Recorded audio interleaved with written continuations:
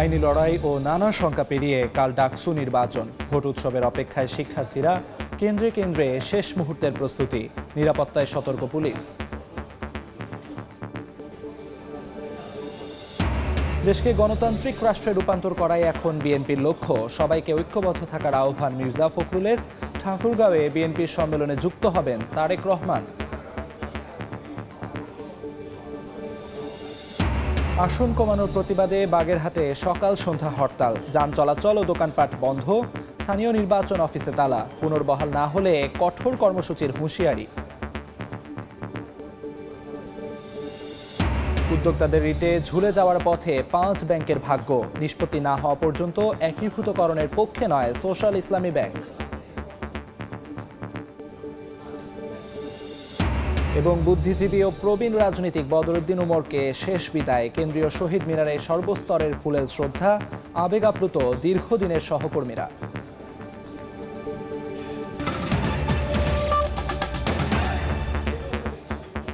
সময় সংবাদের সঙ্গে আছি আমি আমিরুল ইসলাম আলিফ। ছাত্র সংসদ নির্বাচনের খবর।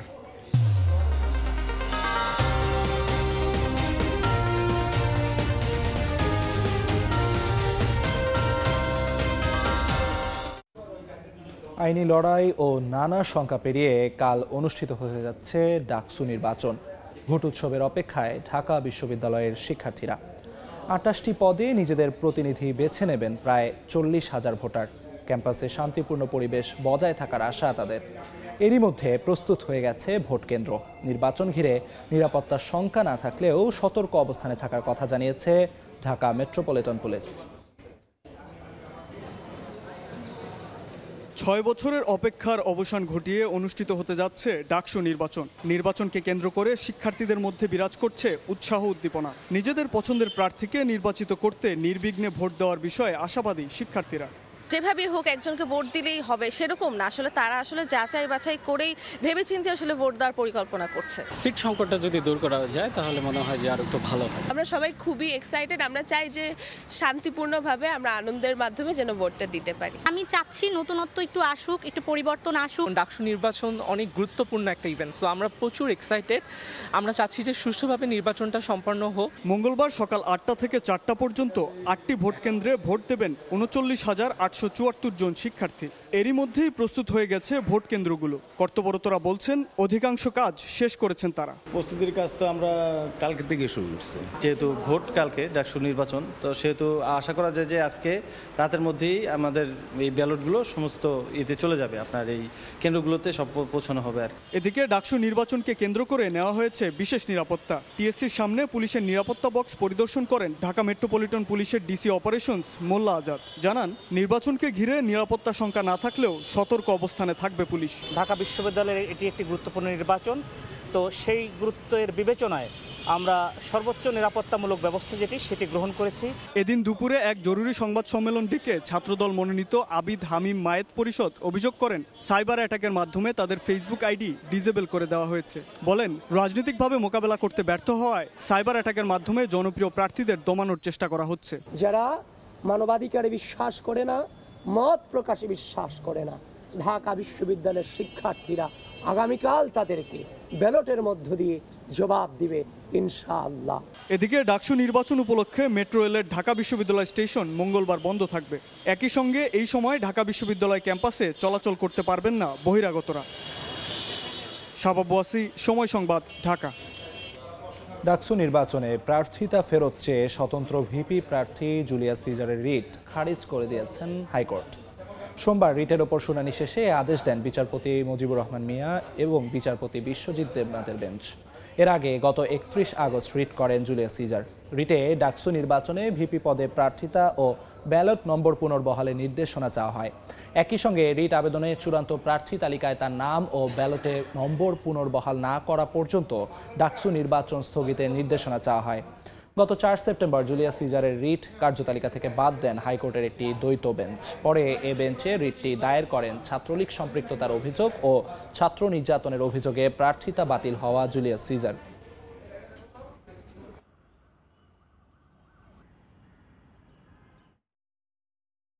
তারা চেয়েছিলেন রুল তার প্রার্থিতা ফিরিয়ে দেওয়ার জন্য, তাকে ব্যালট পেপার দেওয়ার জন্য, এবং ভিপি পদে নির্বাচন যেন স্টে করা হয়, সেই জন্যই তারা চেয়েছিলেন।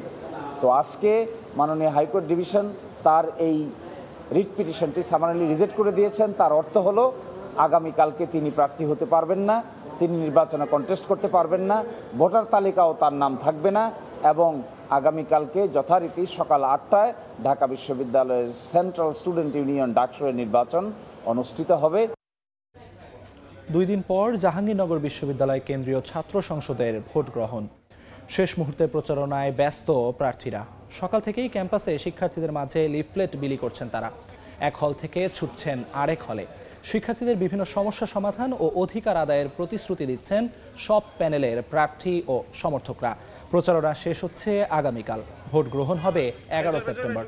এদিকে ভিপি পদে প্রার্থিতা ফিরে পেতে হাইকোর্টে রিট করেছেন সম্প্রীতির ঐক্য প্যানেলের অমর্ত্য রায়। শেষ মুহূর্তের প্রচারণা আমরা যা বুঝলাম, আসলে স্টুডেন্টরা আমাদেরকে খুব ভালোভাবে গ্রহণ করছেন। ইতিমধ্যে আমরা আমাদের ইশতেহার ঘোষণা করেছি এবং ইশতেহারগুলোকে তারা অনেক বেশি সাধুবাদ জানাচ্ছেন। খুবই সাফল্যমণ্ডিতভাবে বা অতীত ঐতিহ্য যেরকম ছিল সেই রকমভাবে আমরা জয়লাভ করব। আমরা চাই আমাদের ক্যাম্পাসের ভালো হোক, এর জন্য আমরা সৎ যোগ্য ব্যক্তিকেই ইনশাল্লাহ নির্বাচিত করব। সবার জন্য, মানুষের জন্য করতে চান এমন একজন ব্যক্তিকে নির্বাচিত করতে। তাকে যে আদেশের বলে এখানে প্রার্থিতাটা স্থগিত করা হয়েছে, বাতিল করা হয়েছে, সেই আদেশটি আমরা স্থগিত হতে চেয়েছি। এর বাইরে আমাদের কোনো প্রার্থনা নেই। আমাদের আশা, কালকে আশা করছি আমরা এই রিটটির শুনানি করতে পারবো এবং তখন আমাদের বিশ্বাস যে হাইকোর্ট বিভাগ এই শুনানি শেষে অমর্ত্যকে জাহাঙ্গীরনগর বিশ্ববিদ্যালয়ের ছাত্র সংসদ নির্বাচনে অংশ নিতে দেবেন, প্রতিযোগিতা করতে দেবেন। অন্য প্রসঙ্গ, গণতন্ত্র প্রতিষ্ঠার জন্য বিএনপি নেতাকর্মীরা জীবন দিলেও আন্দোলন থেকে সরে যাননি বলে মন্তব্য করেছেন দলটির মহাসচিব মির্জা ফখরুল ইসলাম আলমগীর। বলেন, দেশকে গণতান্ত্রিক রাষ্ট্রে রূপান্তরিত করাই এখন বিএনপির লক্ষ্য। সকালে ঠাকুরগাঁও জেলা বিএনপির সম্মেলন উদ্বোধন করে তারেক রহমানের নেতৃত্বে গণতন্ত্রকে শক্তিশালী করার আহ্বান জানান তিনি। নির্দিষ্ট সময়ের আগেই সারিবদ্ধভাবে ভোটারদের প্রবেশ, বেলা গড়াতেই উৎসব মুখর পরিবেশ ঠাকুরগাঁও উচ্চ বিদ্যালয় মাঠ জুড়ে। দীর্ঘদিন পর এমন উৎসাহ উদ্দীপনায় নেতৃত্ব বাছাইয়ের সুযোগ পাচ্ছেন বিএনপি নেতাকর্মীরা। ঠাকুরগাঁও জেলা বিএনপির সবশেষ সম্মেলন হয়েছিল 2017 সালে। তবে বৈরী সময় পেরিয়ে মুক্ত পরিবেশে এবারের সম্মেলন। নেতাকর্মীদের মধ্যেও ব্যাপক উৎসাহ উদ্দীপনা। তৃণমূলের নেতাকর্মীরা মনে করেন, বিএনপির ভারপ্রাপ্ত চেয়ারম্যান তারেক রহমান দেশে ফিরলেই কাটবে সব শঙ্কা। একটা সুষ্ঠু সুন্দর পরিবেশের মধ্য দিয়ে এই ফ্যাসিস্ট সরকারের যে বাধা বিপত্তি অতিক্রম করে আজকে আমরা একটা পরিবেশ পেয়েছি, এই পরিবেশটাকে সর্বস্তরের জনগণ গ্রহণ করেছে। এই প্রথম আমার মনে হয় যে একটা ঐতিহাসিক কাউন্সিল হতে যাচ্ছে ঠাকুরগাঁয়ে। উনি আসলে আমাদের এই সংঘাত যত রকম শুনতেছি এখন বর্তমানে, ওটা কিছুই থাকবে না। জেলা বিএনপির সভাপতি পদে বিনা প্রতিদ্বন্দ্বিতায় জয়ী হয়েছেন মির্জা ফয়সাল আমিন। তবে সাধারণ সম্পাদক পদে লড়ছেন 3 জন। মানুষের সাথে যার অত্যন্ত সম্পৃক্ততা রয়েছে, ভালোবাসা রয়েছে, হৃদয় রিক্ততা রয়েছে, এমন একটি কমিটি আমরা দেখতে চাই, এমন একজন নেতৃত্ব দেখতে চাই। এই দেশের গণতান্ত্রিক প্র্যাকটিস চালু করতে হবে। দীর্ঘ 54 বছর এদেশে গণতন্ত্র বারবার বাধাগ্রস্ত হয়েছে। আমাদের একটাই লক্ষ্য, এদেশে গণতন্ত্র প্রতিষ্ঠা করা। সম্মেলনের উদ্বোধনী বক্তব্যে বিএনপি মহাসচিব মির্জা ফখরুল ইসলাম আলমগীর বলেন, বিএনপি নেতাকর্মীরা গণতন্ত্র প্রতিষ্ঠার জন্য জীবন দিয়েছে, কিন্তু আন্দোলন থেকে সরে যায়নি। তারেক রহমানের নেতৃত্বে সবাইকে ঐক্যবদ্ধভাবে গণতন্ত্রকে শক্তিশালী করার আহ্বান জানান বিএনপি মহাসচিব। তারা 15 বছর শুধু না, দীর্ঘকাল ধরে গণতন্ত্রের জন্য সংগ্রাম করা মানুষ। আজকে আপনারা যারা আছেন, আপনারা সবাই সেই সংগ্রাম লড়াই করেছেন।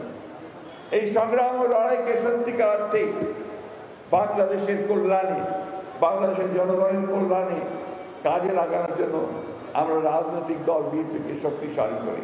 বিকেলে দ্বিতীয় অধিবেশনে ভার্চুয়ালি বক্তব্য রাখবেন বিএনপির ভারপ্রাপ্ত চেয়ারম্যান তারেক রহমান।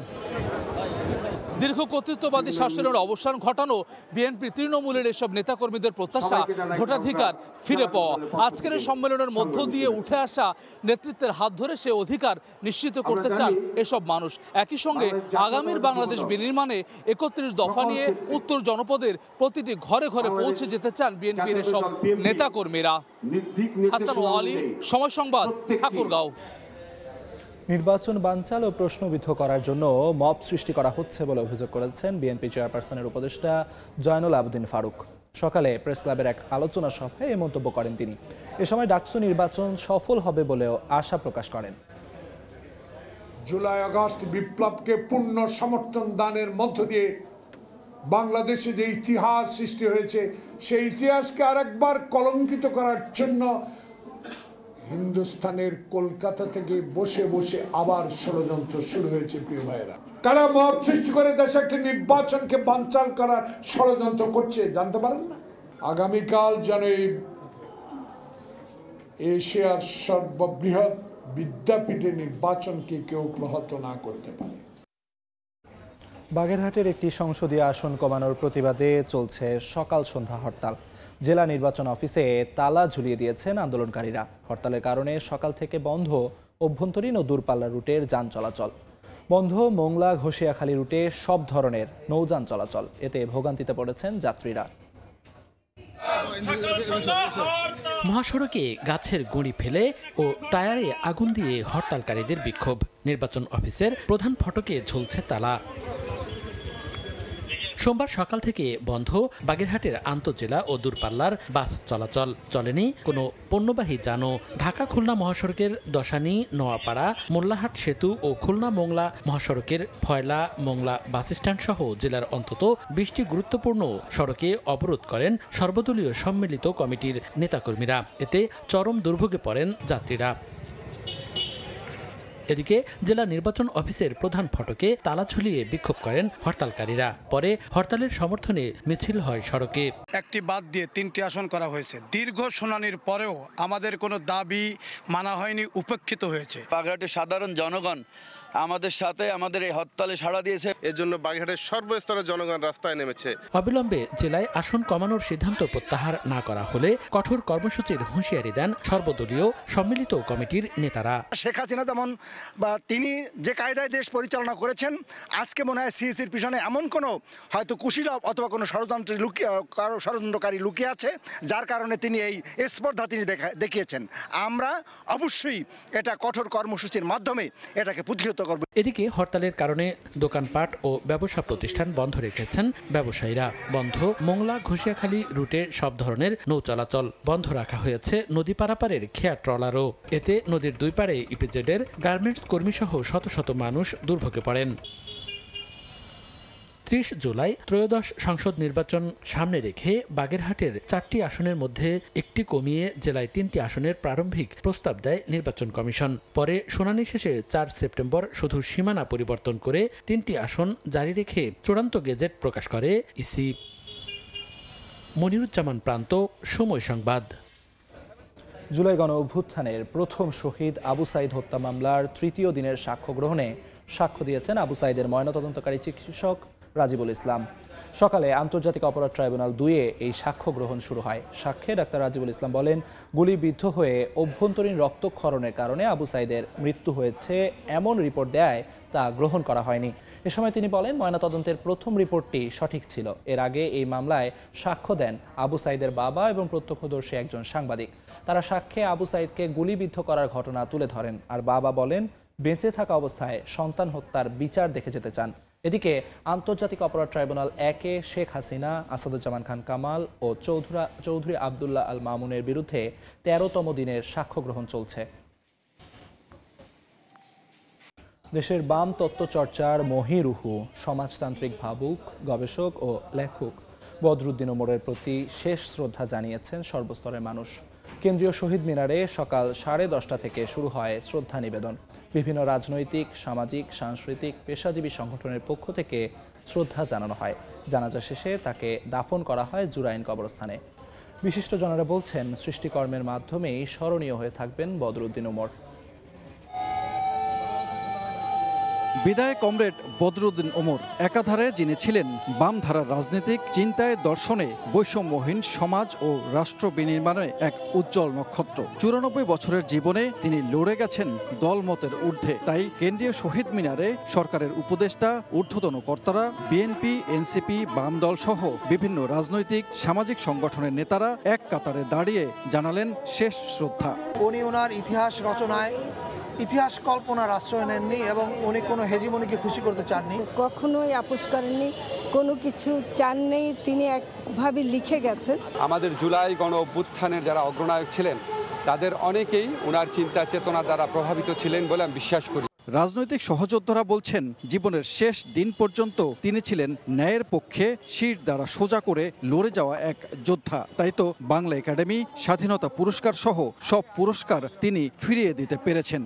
বুদ্ধিবৃত্তিক জায়গা থেকে তিনি প্রায় নেতৃত্বের ভূমিকায় তিনি পালন করে এসছেন। মেহনতি মানুষকে সেই সংগ্রামে সামিল করার জন্য তিনি কাজ করে গেছেন। সমাজ পরিবর্তনের স্বপ্ন দেখে এবং শেষ দিন পর্যন্ত অটল থাকে, তাহলে সেখানে ব্যক্তির সুযোগ নেওয়ার প্রশ্ন আর থাকে না। বাংলাদেশের 5 দশকের রাজনৈতিক গতিপ্রবাহ তার লেখনীর মাধ্যমে জীবন্ত হয়ে থাকবে বলে মনে করেন বিশিষ্টজনেরা। অনেক সত্য ছিল, যে সত্যগুলো বদরুদ্দিন ওমর সাহেব অন্ধকার থেকে আলোতে এনেছেন। যারাই সামাজিক, অর্থনৈতিক, রাজনৈতিক পরিবর্তনের জন্য লড়বেন, চিন্তা করবেন, তাদেরকে অবশ্যই বদরুদ্দিন ওমরের লেখার সাথে তাকে পাঠ করতে হবে। যা শিক্ষা আমরা পেয়েছি এটাকে আশ্রয় করে আমরা একটা বড় জায়গায় পৌঁছাবো। শ্রদ্ধা নিবেদনের পর বাদ জোহর ঢাকা বিশ্ববিদ্যালয়ের কেন্দ্রীয় জামে মসজিদে বদরুদ্দিন ওমরের নামাজের জানাজা অনুষ্ঠিত হয়। এরপর তাকে জুরাইন কবরস্থানে সমাহিত করা হবে। রোববার সকালে বাংলাদেশের স্পেশালাইজড হাসপাতালে মারা যান বদরুদ্দিন ওমর। সানবীর রূপল, সময় সংবাদ, ঢাকা। ব্যাংক উদ্যোক্তাদের রিটে ঝুলে যাওয়ার পথে 5 ইসলামী ব্যাংকের ভাগ্য। বিষয়টি নিষ্পত্তি না হওয়া পর্যন্ত একীভূতকরণের পক্ষে নয় বলে আবারও জানালেন সোশ্যাল ইসলামী ব্যাংকের সাবেক পরিচালক ও প্রতিষ্ঠাতা উদ্যোক্তারা। সোমবার এক সংবাদ সম্মেলনে কথা জানান তারা। একই সঙ্গে সুদমুক্ত আর্থিক সহায়তা বাংলাদেশ ব্যাংকের দায়িত্ব বলে মত তাদের। 2রা সেপ্টেম্বর থেকে দুর্বল 5 শরিয়াভিত্তিক ব্যাংকের বর্তমান পরিস্থিতি নিয়ে শুনানি হয় বাংলাদেশ ব্যাংকে। এতে ফার্স্ট সিকিউরিটি ইসলামী ব্যাংক, ইউনিয়ন ও গ্লোবাল ইসলামী ব্যাংক একীভূত হওয়ার পক্ষে থাকলেও বিপক্ষে অবস্থান নেয় সোশ্যাল ইসলামী ও এক্সিম। সোমবার আবারও সংবাদ সম্মেলন করে নিজেদের অবস্থান জানালেন সোশ্যাল ইসলামী ব্যাংকের প্রতিষ্ঠাতা পরিচালকরা। 14,000 কোটি যদি লোন থাকে, 30-32 লক্ষ অ্যাকাউন্ট হোল্ডার, তারা যে ডিজার্টেড হয়ে যাবে, এরা কোন ইসলামী ব্যাংকে চলে আসবে না। আসল কথা হলো ওইটা, আমরা কিভাবে দেবো সেরকম কথা না, ব্যবসা করতেছে ব্যাংক দেবো টাকা। সাবেক পরিচালকরা জানান সোশ্যাল ইসলামীর পূর্বের পর্ষদের কাছে দায়িত্ব দিলে আবারও ঘুরে দাঁড়াবে ব্যাংকটি। এছাড়া সুদমুক্ত আর্থিকভাবে সহায়তা করা বাংলাদেশ ব্যাংকের দায়িত্ব বলেও মত তাদের। আমরা তো উপযুক্ত to take over this bank. Bangladesh bank আমাদেরকে সহযোগিতা করতেই হবে। যে কোনো ব্যাংকে বেঁচে থাকার জন্য বাংলাদেশ ব্যাংকের দায়িত্ব এটা। এরই মধ্যে ব্যাংক রেজুলেশন 2025-কে চ্যালেঞ্জ করে 5 ব্যাংকের শেয়ার হোল্ডারদের রিট আবেদন হয়েছে উচ্চ আদালতে। ফলে রিট নিষ্পত্তি করে বাংলাদেশ ব্যাংকে মার্জারের পথে হাঁটতে হবে বলে মত আইনজীবীদের। একটা যখন ল চ্যালেঞ্জ হয়েছে, এক্সপেক্টেড যে লটা হাইকোর্টে সর্বোচ্চ আদালতে যখন পেন্ডিং, তখন সেই ব্যাপারে একটা সুরাহা হয়। কারণ এটা একটা পাবলিক পলিসির ব্যাপার, মানুষের স্বার্থের ব্যাপার। ভালো হবে কি মন্দ হবে সেগুলো আসলে যাচাই হওয়া প্রয়োজন আছে। ব্যাংক পুনর্গঠন হবে কি হবে না, তার থেকে তাদের আশঙ্কা হচ্ছে তাদের ইনভেস্টমেন্টটা আর থাকবে না, ফলে তারা আর্থিকভাবে ক্ষতিগ্রস্ত হয়ে যাবে। তার মতে তাড়াহুড়ো না করে ব্রিজ ব্যাংক করতে বড় বিনিয়োগের বিষয়ে সিদ্ধান্ত রাজনৈতিক সরকার থেকে এলে আমানতকারী সহ নিরাপদ হবে শেয়ার হোল্ডাররাও। লক্ষ লক্ষ বিনিয়োগকারী সমস্যায় পড়ে যাবে। সিলিয়া সুলতানা, সময় সংবাদ, ঢাকা। গণ অধিকার পরিষদের সভাপতি নুরুল হক নূরের শারীরিক অবস্থার উন্নতি হয়েছে বলে জানিয়েছে ঢাকা মেডিকেল কলেজ হাসপাতাল। দুপুরে ঢাকা মেডিকেল কলেজ হাসপাতালের পরিচালক ব্রিফিংয়ে বলেন, বর্তমানে তার নাক দিয়ে হালকা রক্ত বের হচ্ছে, সারতে 4 থেকে 6 সপ্তাহ সময় লাগবে। স্মৃতি বিলোপের যে কথা ছড়িয়েছে সেটি সঠিক নয় বলে জানান পরিচালক। নূরকে হাসপাতাল থেকে বাসায় নিতে এখনও বেশ কয়েকদিন সময় লাগবে বলে জানান তিনি।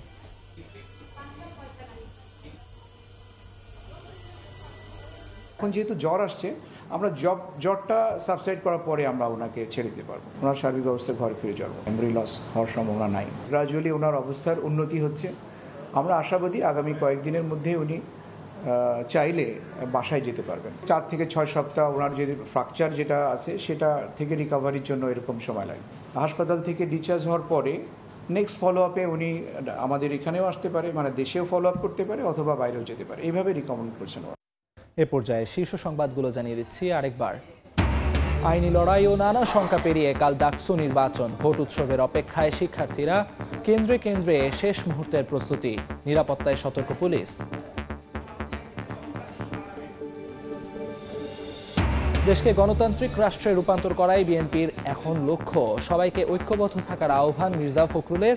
ঠাকুরগাঁওয়ে বিএনপির সম্মেলনে যুক্ত হবেন তারেক রহমান। এবং আসন কমানোর প্রতিবাদে বাগেরহাটে সকাল সন্ধ্যা হরতাল, যান চলাচল ও দোকানপাট বন্ধ, স্থানীয় নির্বাচন অফিসে তালা, পুনর্বহাল না হলে কঠোর কর্মসূচির হুঁশিয়ারি।